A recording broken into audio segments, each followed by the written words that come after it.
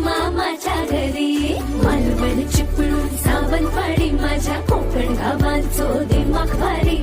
दिसते भारी गणपतीची स्वारी माझ्या कोकणा वाटे तुम्ही वळवा गाडी. धमाधमान हाका गाडी माझ्या कोकणचो रस्तो ना